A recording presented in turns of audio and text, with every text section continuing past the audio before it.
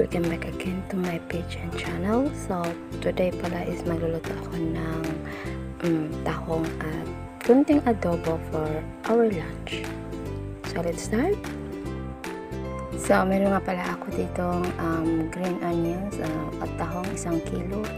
Tapos may kamatis, sibuyas at luya and kunting garlic. Tapos meron ako ditong napaka-cabbage. Yan, kaya umpisahan na nating magluto. Dito sa isang pan, naglagay ako ng olive oil. Ayan, konti lang para panggisa lang natin sa ating mga sibuyas, garlic at luya. Ayan, pwede rin namang gisahin guys. Pero ako mas gusto kong gisahin siya para lumabas talaga yung aroma ng ating mga sangkap.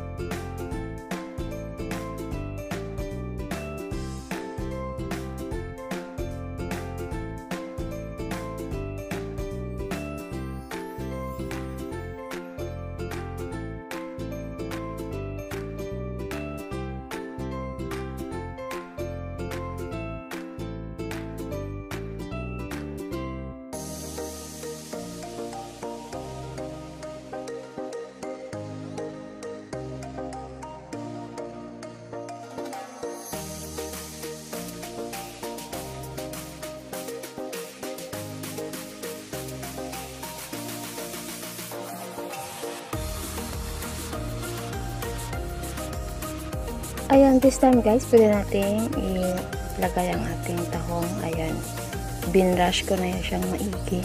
Tapos maglalagay tayo ng salt, kunting salt lang. Tapos black pepper powder and some seasoning. Ayan. Tapos tatakpan natin to hanggang sa kumulo. Mga 5 minuto lang natin takpan guys.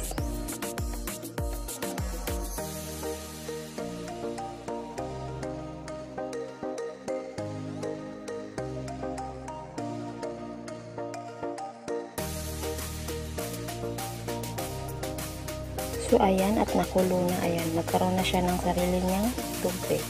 Ayan, at haluin lang natin saglit. At titikman natin guys kung maalat pa or sakto na ba yung panlasa niya. Kung sakali kulang pa, ayan, magdagdag na kayo.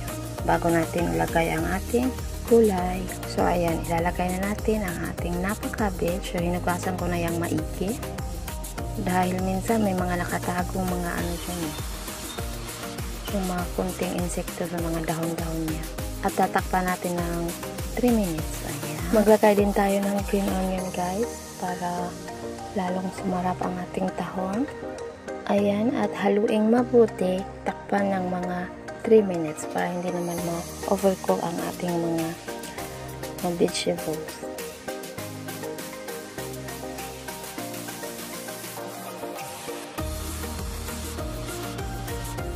Ayan, at luto na guys, kaya itabi muna natin to at ihahanda naman natin ang ating chicken adobo. So ayan, dito sa isang pan, naglagay ako again ng olive oil, tapos kikisa lang natin yung bawang, sibuyas, tsaka ang kunting luya, of course, laurel. Pag naamoy na natin ang aroma ng ating mga spices guys, pwede natin ilagay ang ating chicken. So, napaka-simpleng luto lang ng aking chicken adobo. Pandagdag lang sa ulam namin for lunch. So, yung anak ko ayaw niya kumain ng tahong. So, ako lang naman kakain ng tahong. So, yung anak ko kasi sabaw lang ang inano niya. Hihigupin niya sa tahong. So, ayaw niya ng laman. Kaya gumawa ako ng adobo for him. So, ayan guys, nagisa na natin ang ating mga sangkap. Kaya ilagay na natin ang ating chicken. Ayan, fresh chicken pala ang ginamit ko guys.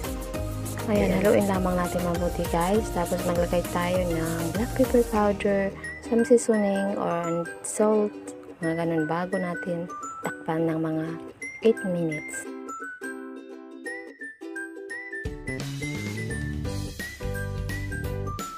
So ayan guys, tapos na ang 8 minutes and then see, meron na siyang sarili niyang katas. Ayan. Tapos, paglagay din tayo ng oyster sauce.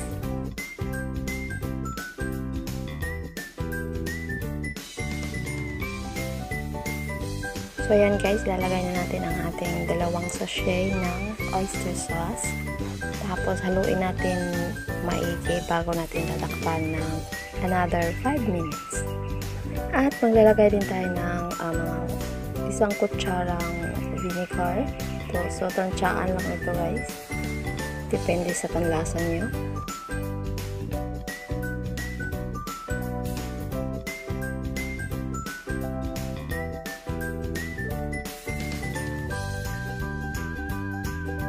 At ito na guys, ang ating chicken adobo. Ayan, balik-balik lamang natin to para pumantay yung lasa ba.